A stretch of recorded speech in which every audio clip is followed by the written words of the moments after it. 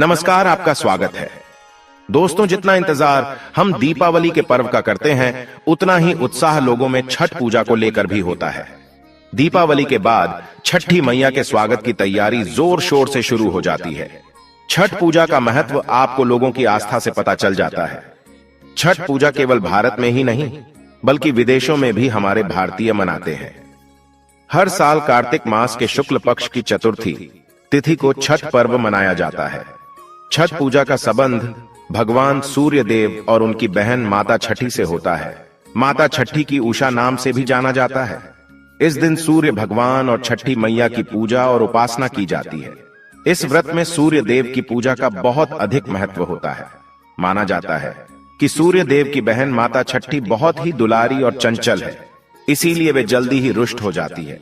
इसीलिए छठ पर्व को बड़ी सावधानी से मनाना चाहिए।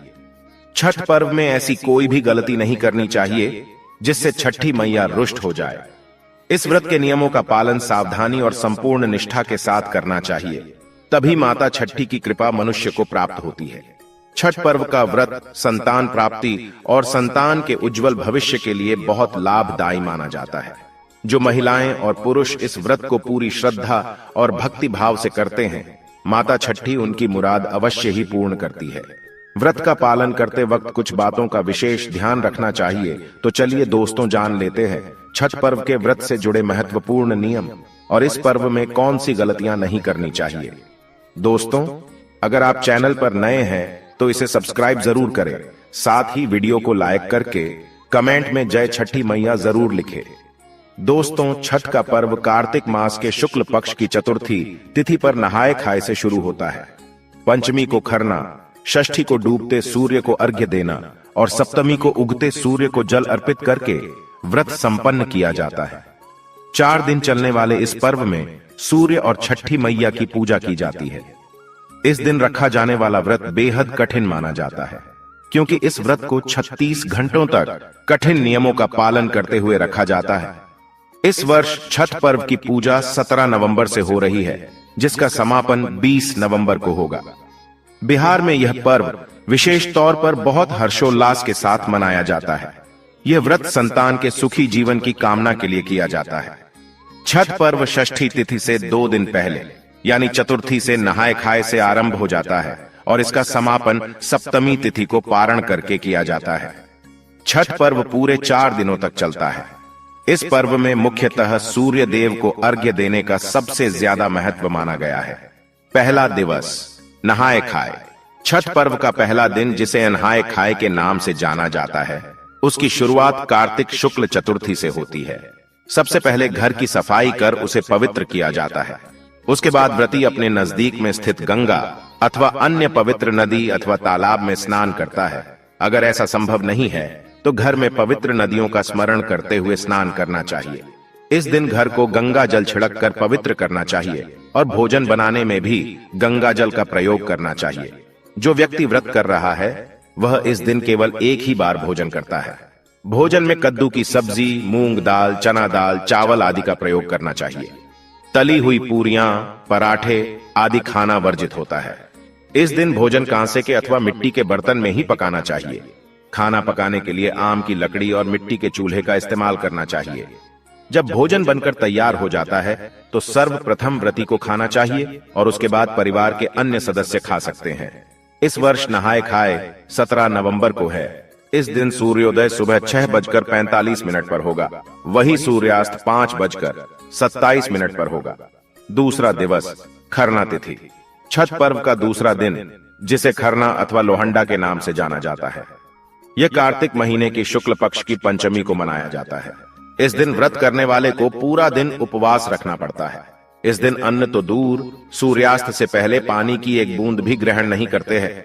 शाम को चावल, गुड़, गन्ने का रस आदि का प्रयोग करके खीर बनाई जाती है। खाना बनाने में नमक, चीनी आदि का प्रयोग नहीं किया जाता है। इस दिन सूर्य देव को नैवेद्य देकर घर में ही एकांत में रहकर भोजन करते हैं। परिवार के सभी सदस्य व्रती को एकांत में छोड़कर घर से बाहर चले जाते हैं ताकि शोर ना हो सके। भोजन करते समय व्रती को किसी भी प्रकार का आवाज सुनाना पर्व के नियमों के विरुद्ध होता है। व्रती का भोजन हो जाने के बाद वह अपने परिवार और मित्र जनों को खीर रोटी का प्रसाद खिलाते हैं। इस संपूर्ण प्रक्रिया को खरना कहा जाता है। चावल का पिट्ठा और घी की रोटी भी प्रसाद के रूप में वितरित की जाती है। इस प्रसाद को खाने के बाद व्रत शुरू हो जाता है। इस दिन भी नमक नहीं खाया जाता है। इसके बाद अगले 36 घंटों के लिए व्रती निर्जला व्रत रखते हैं। मध्य रात्रि को व्रती छठ पूजा के लिए विशेष प्रसाद ठेकुआ बनाती है। इस साल खरना 18 नवंबर को है। इस दिन सूर्योदय 6:46 को होगा और सूर्यास्त 5:26 पर होगा। तीसरा दिवस संध्या अर्घ्य का समय। छठ पर्व का तीसरा दिन, जिसे संध्या अर्घ्य के नाम से जाना जाता है, यह दिन कार्तिक शुक्ल षष्ठी को मनाया जाता है। पूरे दिन सभी लोग मिलकर पूजा की तैयारियां करते हैं। छठ पूजा के लिए विशेष प्रसाद जैसे ठेकुआ, चावल के लड्डू, जिसे कचवनिया भी कहा जाता है, आदि बनाया जाता है। छठ पूजा के लिए एक बांस की बनी हुई टोकरी, जिसे दुरा कहते हैं, उसमें पूजा के प्रसाद, फल आदि डालकर देवकारी में रख दिया जाता है। वहां पूजा अर्चना करने के बाद शाम को एक सूप में नारियल, 5 प्रकार के फल और पूजा का अन्य सामान लेकर दुरा में रखकर घर का पुरुष अपने हाथों से उठाकर छठ घाट पर ले जाता है। यह अपवित्र न हो, इसलिए इसे सर के ऊपर की तरफ रखते हैं। छठ घाट की तरफ जाते हुए रास्ते में महिलाएं छठ का गीत गाते हुए जाती है। नदी या तालाब के किनारे जाकर महिलाएं घर के किसी सदस्य द्वारा बनाए गए चबूतरे पर बैठती है। नदी से मिट्टी निकालकर छठ माता का जो चौरा बना रहता है, उस पर पूजा का सारा सामान रखकर नारियल चढ़ाते हैं और दीप जलाते हैं। सूर्यास्त से कुछ समय पहले सूर्य देव की पूजा का सारा सामान लेकर घुटने भर पानी में जाकर खड़े हो जाते हैं और डूबते हुए सूर्य देव को अर्घ्य देकर 5 बार परिक्रमा करते हैं। सामग्रियों में व्रतियों द्वारा स्वनिर्मित गेहूं के आटे से निर्मित ठेकुआ सम्मिलित होते हैं। यह ठेकुआ इसलिए कहलाता है क्योंकि इसे काट के एक विशेष प्रकार के फर्म पर आटे की लुगदी को ठोक कर बनाया जाता है। उपरोक्त पकवान के अतिरिक्त कार्तिक मास में खेतों में उपजे सभी नए कंद मूल, फल, सब्जी, मसाले व अन्न आदि तथा गन्ना, ओल, हल्दी, नारियल, नींबू, पके केले आदि चढ़ाए जाते हैं। ये सभी वस्तुएं साबूत ही अर्पित करते हैं। इसके अतिरिक्त दीप जलाने हेतु नए दीपक, नई बत्तियां व घी ले जाकर घाट पर दीपक जलाते हैं। इसमें सबसे महत्वपूर्ण अन्न जो है वह है कुसही केराव के दाने हैं, जो टोकरे में लाए तो जाते हैं, पर सांध्य अर्घ्य में सूर्य देव को अर्पित नहीं किए जाते। इन्हें टोकरे में कल सुबह उगते सूर्य को अर्पण करने हेतु सुरक्षित रख दिया जाता है। बहुत सारे लोग घाट पर रात भर ठहरते हैं। वहीं कुछ लोग छठ का गीत गाते हुए सारा सामान लेकर घर आ जाते हैं और उसे देवकरी में रख देते हैं। इस वर्ष संध्या अर्घ्य का दिन 19 नवंबर को है। इस दिन सूर्यास्त 5:26 पर होगा। चौथा दिवस उगते सूर्य को अर्घ्य। चौथे दिन कार्तिक शुक्ल सप्तमी की सुबह उगते हुए सूर्य को अर्घ्य दिया जाता है। सूर्योदय से पहले ही सभी व्रती लोग घाट पर पहुंच जाते हैं। संध्या अर्घ्य में अर्पित पकवानों को नए पकवानों में बदल दिया जाता है, परंतु कंद मूल, फल आदि वही रहते हैं। इस दिन के सभी नियम संध्या अर्घ्य के समान होते हैं। सर्गव्रती लोग इस दिन पूर्व की ओर मुख करके खड़े हो जाते हैं और सूर्य देव की उपासना करते हैं। पूजा अर्चना समाप्त होने के बाद घाट का पूजन होता है। वह उपस्थित लोगों में प्रसाद का वितरण कर घर आ जाते हैं और अपने परिवार आदि को प्रसाद खिलाते हैं। इस दिन व्रती घर वापस आकर पीपल के पेड़ की, जिसे ब्रह्म बाबा कहते हैं, वह जाकर पूजा करते हैं। पूजा के पश्चात व्रती कच्चे दूध का शरबत पीकर थोड़ा प्रसाद खाकर व्रत पूर्ण करते हैं, जिसे पारण कहते हैं। व्रती लोग खरना के दिन से इस दिन तक निर्जला उपवास रखते हैं और आज सुबह नमक का भोजन कर सकते हैं। छठ पर्व का अंतिम दिन 20 नवंबर को होगा। इस दिन सूर्योदय सुबह 6:47 को होगा। इन चारों दिन व्रती 36 दिन का कठिन व्रत धारण करते हैं। उनके परिवार से जुड़े लोग व्रत रखे अथवा न रखे, लेकिन व्रत से जुड़े नियमों का पालन जरूर करें। छठ पर्व के इन 4 दिनों में ऐसे कुछ कार्य है जो कभी नहीं करने चाहिए। छठ पर्व के 4 दिन आप शुद्ध अथवा नए वस्त्र ही धारण करें। हो सके तो कोर वस्त्र धारण करें, ऐसे वस्त्र जिसमें सिलाई ना हो। महिलाओं को साड़ी पहननी चाहिए और पुरुषों को धोती का प्रयोग करना चाहिए। ध्यान रखें, इस दिन गंदे, मैले अथवा दूसरों के वस्त्र धारण न करें। काले रंग के कपड़े भी नहीं पहनने चाहिए। छठ का सबसे कठिन नियम होता है कि आपको और घर के बाकी सदस्यों को स्वच्छता और सात्विकता का पूर्ण पालन करना होता है। इन दिनों में मांस, मदिरा आदि का सेवन नहीं करना चाहिए। छठ पूजा का प्रसाद बिना नहाए, बिना हाथ पैर धोए नहीं छूना चाहिए।